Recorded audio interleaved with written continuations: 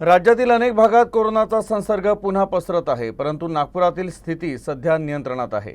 मे महिन्यात आतापर्यंत शहरात कोरोनाचे केवळ 7 रुग्ण आढळले, त्यापैकी 5 रुग्ण पूर्णपणे बरे झाले आहे, तर 2 रुग्ण होम आयसोलेशनमध्ये राहून उपचार घेत आहेत। ही दिलासादायक बाब आहे। महानगरपालिकेच्या आरोग्य विभागातर्फे दिलेल्या माहितीनुसार मंगळवारी नागपुरात एक नवीन कोरोना पॉझिटिव्ह रुग्ण समोर आला। अशा प्रकारे शहरातील कोरोना पॉझिटिव्ह रुग्णांची संख्या 7 झाली आहे। मात्र त्यापैकी 5 रुग्ण पूर्णपणे बरे झाले असून 2 जण होम आयसोलेशनमध्ये आहे। जानेवारी महिन्यात नागपुरात एक कोरोना पॉझिटिव्ह रुग्ण होता, तर एप्रिल महिन्यात 2 कोरोना पॉझिटिव्ह रुग्ण आढळले होते।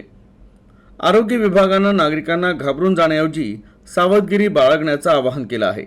विभागाच्या म्हणण्यानुसार कोरोनाच्या प्रतिबंधात्मक सर्व उपायांचं पालन करा। जर एखाद्याला सर्दी, खोकला, ताप किंवा घसा खवखवणं अशी लक्षणं आढळली तर त्याकडे दुर्लक्ष करू नका आणि ताबडतोब जवळच्या महानगरपालिका आरोग्य केंद्रात चाचणी करून घ्या, असं आवाहन मनपातर्फे करण्यात आलं आहे।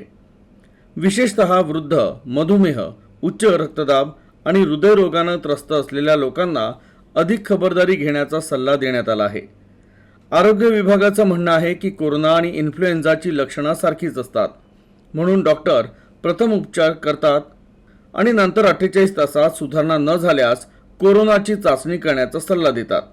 सध्या नागपुरातील मेडिकल आणि मेयो रुग्णालयात कोरोना चाचणी सुविधा उपलब्ध आहे आणि लवकरच महानगरपालिका रुग्णालयांमध्ये देखील कोविड चाचणी केंद्र सुरू केली जातील।